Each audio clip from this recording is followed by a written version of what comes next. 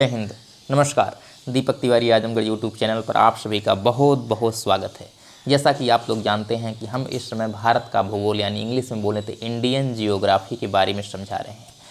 हम यह भी बताए हैं कि इंडियन जियोग्राफी को कैसे पढ़ा जाता है। अगली वीडियो में यह समझाए हैं कैसे आसानी भाषा से हम लोग पढ़ सकते हैं।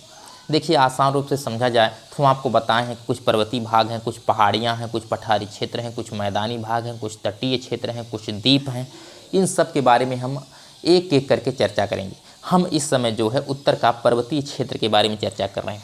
हम इसमें आप लोगों को यह भी बताए हैं कि उत्तर का जो हिमालय है हम इसे 4 भागों में पहले डिवाइड करके पढ़ते हैं। सबसे पहला वाला जो हिमालय है, जो उस साइड का हिमालय जिसे यूरेशियाई हिमालय के नाम से जानते हैं, जिसे टेथिस हिमालय के नाम से जानते हैं, जिसे ट्रांस हिमालय के नाम से जानते हैं, यह सबसे पहले ही बन गया था। इसे लमसम 13 करोड़ पुराना यह हिमालय बन के पहले तैयार हो गया था। 13 करोड़ वर्ष पहले बनकर तैयार हो गया था यह हिमालय।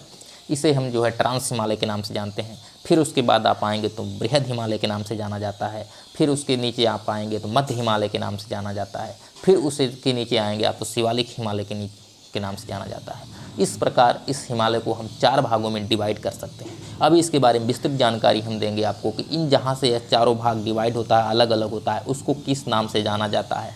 और फिर इसे नदियों द्वारा भी विभाजित किया जाएगा। जब अभी तो पूर्व से पश्चिम के तरफ जैसे हिमालय फैला है, इसे हम उत्तर से दक्षिण के हिसाब से बता रहे हैं। फिर हम इसे जो है पूर्व से पश्चिम के हिसाब से इसे बांटेंगे। हम कई श्रेणियों में नदियों के हिसाब से कैसे बांटा जाएगा इसके बारे में भी आपको जानकारी देंगे। हम तो अभी सिर्फ आपको यही बता रहे हैं, ट्रांस हिमालय के बारे में सीधा लेके चल रहे हैं। ट्रांस हिमालय का क्या मकसद है, क्या सिस्टम है, ट्रांस हिमालय को कैसे पढ़ा जाए कि वह एकदम आसानी भाषा से आपके समझ में आ जाए। तो चलिए सबसे पहले हम यही समझ लेते हैं कि यह एक यूरेशियाई प्लेट है। क्या है? यह यूरेशिया प्लेट है। इसे हम यूरेशिया प्लेट के नाम से भी कह देते हैं। किसे? हम ट्रांस हिमालय को। इसे हम टेथिस हिमालय भी कह सकते हैं। क्या? टेथिस हिमालय भी, क्योंकि पहले वहाँ टेथिस सागर था, इसीलिए वह टेथिस हिमालय के नाम से भी जाना जाता है। इसका अधिकांश भाग तिब्बत का है, इसीलिए हम इसे तिब्बती हिमालय के नाम से भी जानते हैं, क्योंकि उस छोर पे है तिब्बत की तरफ, तो इसे हम तिब्बती हिमालय के नाम से भी कह देते हैं। यहाँ पर देखा जाए तो वनस्पतियों का अभाव, क्योंकि यहाँ पर ठंडा बहुत पड़ता है, इसलिए यहाँ पर वनस्पति यानी पेड़ पौधे वृक्ष नहीं पाए जाते हैं। यहाँ पर इतना ठंडा है कि क्या बताया जाए। और यहाँ पर देखा जाए तो कुछ श्रेणियाँ भी पाई जाती हैं। हम आपको बताए थे कि श्रेणियाँ किसे कहते हैं। जहाँ पर एक लाइन से पर्वतों की श्रृंखला हो उसी को हम श्रेणियाँ कहते हैं। अब कौन कौन सी श्रेणी है, जैसे आप लोग पढ़ेंगे तो यहाँ पर काराकोरम है, काराकोरम, लद्दाख, जास्कर, पीर पंजाल, और आपको कैलाश भी इसी श्रेणी में मिलेंगे। अब कैलाश मानसरोवर तो आप लोग गए होंगे ना, कैलाश जी का मंदिर देखे होंगे आप लोग ने। अब जो लोग गए होंगे वह लोग जानते होंगे। यह सुदूर पूर्वी भाग में है।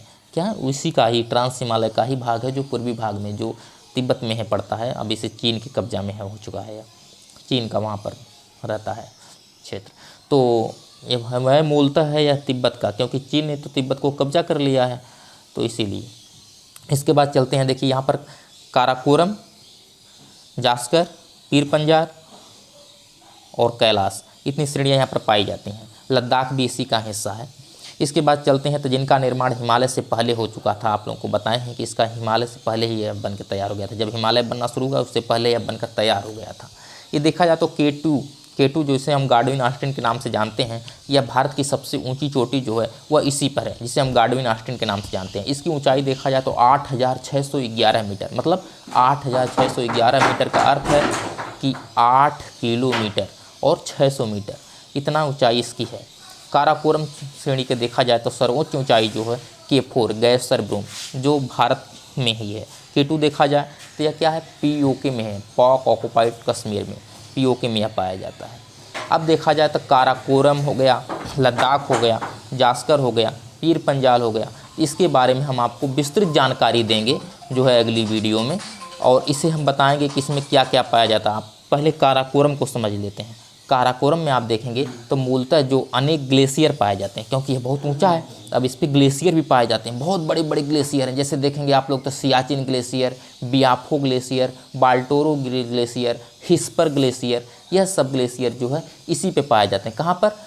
ट्रांस हिमालय के काराकोरम श्रेणी में पाए जाते हैं यह सब ग्लेशियर। अब काराकोरम को जो है श्रेणी पामीर के गांठ से मिलती है। जैसे आप एक जो पाकिस्तान है, पाकिस्तान के आप लोग पाकिस्तान की तरफ से जब चलेंगे एक श्रेणी उधर से आ रही है, उसे हम कहते हैं सुलेमानी पर्वत, सुलेमान की श्रेणियाँ। तो सुलेमान पर्वत उधर से आता है और देखेंगे पूर्व की तरफ से हिमालय जा रहा है और उधर से जो है तिब्बत आ रहा है, तिब्बती पठार आ रहा है। तो यह मिल करके गांठ का रूप बना लेते हैं जिससे एक पठार बन जाता है। तो इसे हम कहते हैं तिब्बती पठार के रूप से जानते हैं, जबकि यह दक्षिण पूर्व की ओर एक कैलाश की श्रेणी में की तरफ भी विकसित होता है। इसके बाद देखेंगे तो विश्व की सबसे जो है बड़ी ढाल वाली चोटी राकापोसी इसी लद्दाख श्रेणी की सबसे ऊंची चोटी स्थित है, इसी लद्दाख पे है। लद्दाख पे आप लोग देखेंगे तो इस लद्दाख पे है जो क्या राकापोसी के नाम से जाना जाता है। बहुत ढाल वाली मन एक जहाँ पर ढाल पड़ता है इसे हम राकापोसी के नाम से जानते हैं। लद्दाख पर है, कहाँ पर? लद्दाख पर। कभी कभी एग्जाम में पूछ देता और यह सबसे ऊंची चोटी स्थित है। काराकोरम के दक्षिण में देखेंगे तो लद्दाख श्रेणी सिंधु नदी और उसकी सहायक नदी श्योक नदी के मध्य है। जल को विभाजक का कार्य करती है, यानी यही जो है जल को विभाजित कर देती है। कौन? श्योक नदी। श्योक नदी यहाँ पर है, आप लोग याद करिए। यह ट्रांस हिमालय का निर्माण देखा जाए तो अवसादी चट्टानों से होता है। कैसा?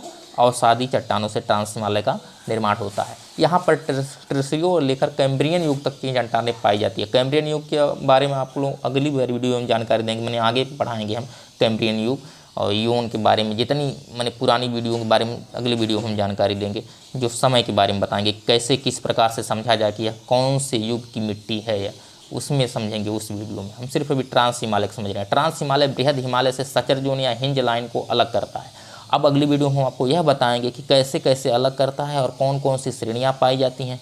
अभी हम आपको ट्रांस के बारे में बताएं, इसके बाद हम बृहद के बारे में बताएंगे और बृहद में कितने हिमालय पाए जाते हैं, कितने पर्वत पाए जाते हैं, इन सब के बारे में बताएंगे हम।